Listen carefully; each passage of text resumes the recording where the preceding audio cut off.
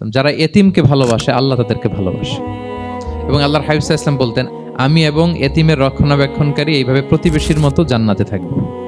এই দুই আঙ্গুলের মাঝে যেমনি গ্যাপ নাই, আমার আর এতিমের রক্ষণাবেক্ষণকারী তার বাড়ির মাঝখানে কোনো গ্যাপ থাকবে না জান্নাতে। জান্নাতে এরকম আমরা কাছাকাছি থাকবো। আল্লাহ তাআলা বলেন, আরাআইতাল্লাযী ইউকাযযিবু বিদ্দীন ফাযালিকাল্লাযী ইয়াদুউল ইয়াতীম। যারা আখিরাতকে অবিশ্বাস করে তারাই এতিমকে ঘাড় ধাক্কা দিয়ে তাড়িয়ে দেয়।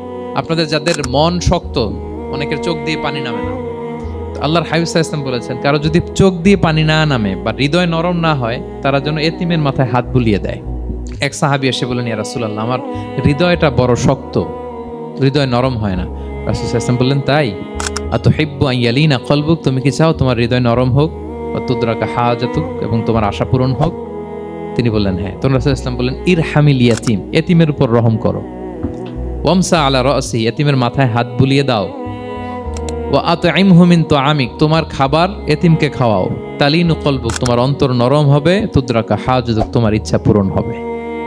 আর এতিমকে আদর করা মানে নবী সাল্লাল্লাহু আলাইহি ওয়াসাল্লামের প্রতি ভালোবাসা দেখানো। কারণ আমার নবী এতিম হয়ে বড় হয়েছেন। তারা এতিমের সম্পদ খায়, এটা সম্পদ না, এটা জাহান্নামের আগুন তুমি পেটে ঢুকাচ্ছ।